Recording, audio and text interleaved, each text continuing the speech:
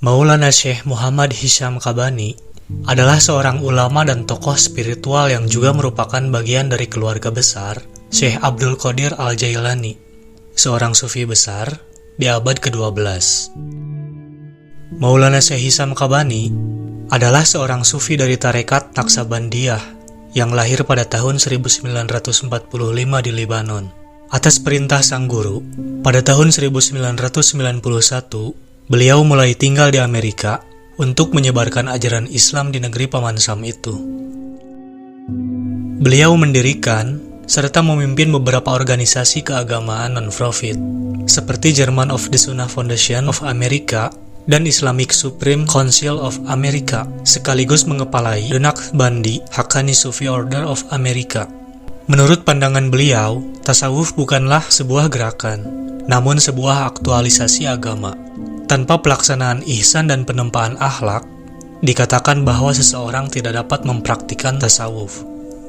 Pada Juli 2003, untuk pertama kalinya secara fisik, Maulana Syekh Hisham Kabani mengunjungi Candi Borobudur, sebuah situs bersejarah yang terletak di Provinsi Jawa Tengah, Indonesia. Dalam kunjungannya, beliau mengumandangkan azan di dekat stupa sebagai bentuk toleransi dan menyebarkan pesan perdamaian antar umat beragama. Kegiatan ini pun bertujuan untuk menunjukkan bahwa Islam menghargai keanekaragaman budaya dan agama di Indonesia. Namun para pengikutnya terkejut ketika menyaksikan bagaimana beliau mampu menjelaskan candi tersebut secara lebih baik dan lebih mendalam dari pemandu wisata yang ada di sana. Selain itu, Maulana Syekh Hisham Kabani juga menjelaskan perihal Borobudur dari perspektif spiritual metafisis beliau yang begitu menarik dan tentu dapat merekonstruksi pemahaman kita tentang Candi Borobudur. Dalam video ini, akan saya kutip apa yang dikatakan Maulana Hisham Kabani dalam sebuah wawancara selama kunjungannya di Borobudur. Beliau mengatakan bahwa Borobudur merupakan pusat pengetahuan yang besar. Seluruh bagian candi memiliki jarak yang sama dan simetris, baik dalam jarak antar bagian maupun dari jarak satu bagian ke bagian lain. Bahkan radius dan diameter setiap bagiannya pun sama. Karena itu, hampir seluruh bagiannya berbentuk lingkaran. Kemudian, lingkaran-lingkaran ini melambangkan angka 1, 2, dan 3 yang merupakan angka utama dalam pusat pengetahuan ini. Selain itu, setiap tingkat memiliki sumber pengetahuan tertentu yang hanya dapat dicapai oleh mereka yang mencarinya. Seperti lingkaran yang mewakili 5 tingkat hati manusia yang memiliki tingkat kesadaran berbeda. Beberapa tingkat dari Candi Borobudur beserta maknanya adalah sebagai berikut. Tingkat pertama, pelindung atau pertahanan dari kejahatan yang mewakili pagar. Di belakang tembok pertahanan ini terdapat kejahatan, dan di dalamnya terdapat surga serta kebaikan. Pertahanan tersebut dapat melindungi hati manusia dari serangan setan atau iblis. Kemudian terdapat tingkat rahasia, mewakili tingkat kesadaran yang lebih tinggi. Tingkat ini mencakup kepala atau pikiran, yang bisa dicapai setelah dapat melewati pertahanan tersebut. Setelah tingkat rahasia, terdapat tingkat terendah dari Candi Borobudur, yang memiliki letak lebih rendah dari tingkat lainnya, mewakili tingkat kesadaran yang lebih rendah dalam mencapai kebaikan dalam hati. Namun di dalamnya, terdapat pengetahuan tersembunyi, dan hanya bisa dicapai jika seseorang telah berhasil mencapai tingkat pertahanan dan melewati tingkat rahasia yang lebih tinggi. Tingkat ketiga dari Candi Borobudur menyimpan rahasia dalam rahasia yang sulit ditemukan. Kemudian pada tingkat keempat, terdapat rahasia tersembunyi yang bahkan tak seorang pun mengetahui, menjadikan tingkat keempat ini sebagai tingkat paling tersembunyi yang sulit dijangkau. Terdapat juga rahasia dari beberapa rahasia di tingkat kedua, yang kemudian mengarah pada tingkat keempat. Namun sebelum mencapai tingkat keempat, terdapat tingkat pertahanan yang dapat membangun dan melindungi tingkat keempat dari serangan buruk. Pertahanan ini berperan seperti payung, yang dapat melindungi dari serangan apapun. Di dalam pertahanan tersebut, terdapat inti yang dilambangkan sebuah kolom bertingkat, dan berfungsi seperti antena yang dapat menerima informasi surgawi. Di bawah kolom ini, terdapat simbol kepala pria yang dapat menerima pengetahuan secara langsung ke dalam hati manusia melalui saluran atas kepala. Pada tingkat ini, terdapat keyakinan yang bisa dengan mudah menerima dan memahami ilmu makrifat, meski tidak diketahui dari siapa mereka memperoleh tradisi ini dan nabi mana yang telah mengajarkan pada mereka. Namun, Sejarahnya sangat jauh di masa lalu, bahkan sebelum zaman Nabi Isa. Mereka tetap menjaga tradisi tersebut, meski mengalami perubahan dan modifikasi dalam pelaksanaannya. Awalnya, tradisi ini merupakan cara untuk membimbing manusia menuju Allah, seperti yang disebarkan oleh seorang nabi. Namun, setelah beliau wafat, tradisi ini mulai memudar, lalu berganti pada penyembahan berhala. Setelah beberapa waktu berlalu, mereka mulai menyembah pada sesuatu yang mereka ingat, kemudian menjadi penyembah makam. Pada awal Islam, diketahui bahwa Nabi Muhammad SAW pernah melarang untuk mengunjungi makam, karena beliau khawatir jika orang-orang akan menyembah makam tersebut. Namun, ketika Islam semakin berjaya, Nabi kemudian mengizinkan orang-orang untuk mengunjungi makam. Meski demikian, Nabi tetap mengingatkan agar tidak menjadikan makam sebagai tempat penyembahan, karena orang-orang bisa lupa, lalu kembali menyembah makam tersebut. Sejarah Buddha yang begitu tua, lebih dari 5.000 tahun, juga mengalami beberapa modifikasi dan perubahan setelah Nabi yang diutus meninggal. Hal ini pun tentu bisa terjadi pada agama Islam. Seperti misalnya, mungkin ada hadis palsu yang dibilang sahih, atau hadis sahih yang dianggap palsu. Kemudian, orang yang mengikutinya asal percaya, sebab cara bicaranya meyakinkan, alumni perguruan ternama, atau pakaiannya ke Arab-Araban. Ditambah, pendengarnya tidak bisa menginvestigasi langsung ke masa lalu untuk memastikan apakah Nabi benar berkata seperti apa yang ia sampaikan. Di dalam Candi Borobudur, terdapat pusat yang dipenuhi dengan jin dan dijaga oleh lebih dari 1.000 jin. Namun tidak perlu cemas atau takut, karena masjid pun merupakan tempat tinggal favorit bagi para jin. Stupa ini menyimbolkan sebuah lonceng, yang dimana lonceng ini berfungsi memberitahu dan membuat kita sadar akan sesuatu yang ada di sekitar. Lonceng ini juga menyimbolkan agar setiap orang selalu siap dan waspada. Di dalam pusatnya juga terdapat keseimbangan dan pendulum yang melambangkan manusia yang berada di dalamnya. Segala hal ini melambangkan suatu keburukan yang memerlukan kewaspadaan dari setiap manusia.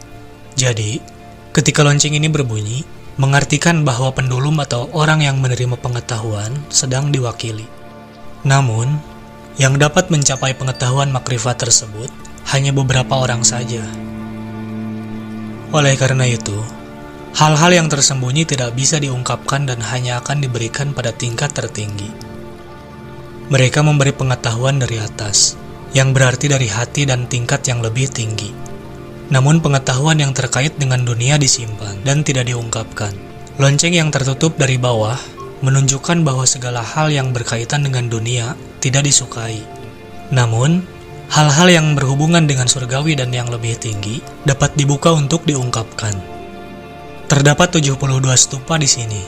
Kemudian Nabi Muhammad pernah bersabda bahwa Islam akan terbagi menjadi 73 kelompok berbeda, yang benar-benar adalah satu di antaranya, dan sisanya masuk ke neraka. Maka dari itu, tentu penting bagi kita untuk menemukan kelompok yang benar kemudian mengikutinya. Dalam penutup wawancaranya, Syekh Hisam Kabani berkata, "Kita berada di tempat ini untuk menyerukan azan dan menyebarkan pengetahuan ma'rifat, serta memerangi setan, kejahatan, dan segala bentuk terorisme." Allahu Akbar, Allahu Akbar.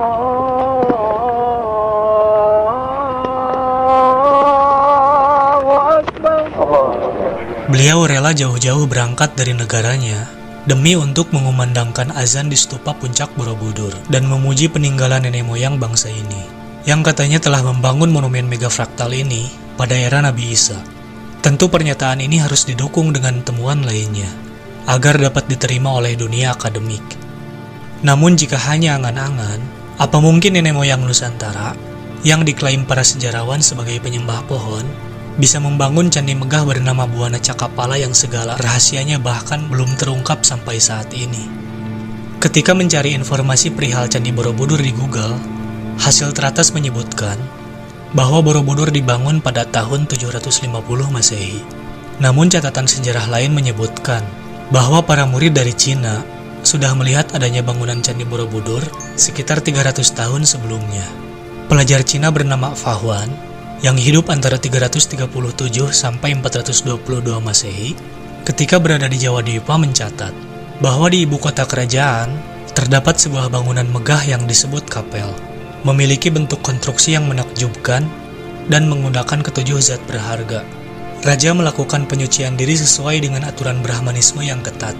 Orang-orang dalam kota juga menghormati bangunan ini, melakukan ritual kepercayaan yang telah berlangsung cukup lama. Kapel yang dimaksud Fa Huan tersebut kini dikenal sebagai Candi Borobudur. Hal ini tentu mengundang pertanyaan.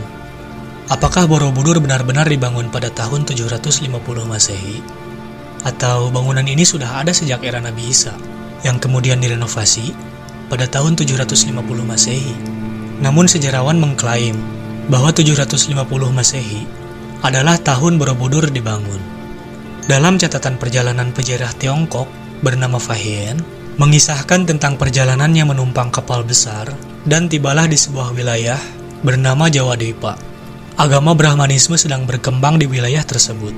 Fa Hien bahkan tinggal selama 2 tahun di Jawa Dwipa, kemudian berhasil memperoleh salinan Vinaya Pitaka dari Mahisasaka Dirgagama dan Samyukta Gama Sutra, serta Samyukta Sancaya Pitaka. Ajaran Brahmanisme tidak bisa disebut sebagai agama Hindu. Lebih tepatnya, ajaran Abrahamik atau Milah Ibrahim. Hal ini diperkuat dengan adanya catatan sejarah lain, bahwa ketika Maharaja Purnawarman, yang merupakan Raja Tarumanegara ketiga, berhasil menggali sungai Gomati dan Chandrabhaga dengan memiliki panjang sekitar 11 km. Ia kemudian mengadakan selamatan dengan menyedekahkan 1000 ekor sapi kepada kaum Brahmana, mirip dengan ritual kurban yang dilakukan oleh penganut Milah Ibrahim. Hal ini kemudian memunculkan kesimpulan bahwa kerajaan Tarumanegara sejatinya adalah penganut ajaran monoteisme yang merupakan peninggalan Nabi Ibrahim, bukan penganut agama Hindu yang jelas-jelas begitu menentang pengorbanan sapi. Mungkin sebagian dari kita akan bertanya, mengapa Maulana Syekh Hisam Kabani tidak mengomentari patung atau mengatakan jika patung akan membawa kepada kekafiran, lalu pantas dikafir-kafirkan, kemudian dihancurkan. Perlu kita pahami, beliau merupakan seorang syekh besar dan juga seorang sufi. Tidak akan pula mengurusi hal receh seperti patung. Dalam Al-Quran Surah Saba ayat 13, disebutkan bahwa Nabi Sulaiman malah menyarankan para jin untuk membuat patung. Bagaimana mungkin seorang nabi malah menyuruh sesuatu yang justru dilarang? Tradisi Milah Ibrahim masih banyak kita temui di Indonesia, dan kita tentu wajib menghargainya, bukan membid'ahkan, bahkan mengkafirkan.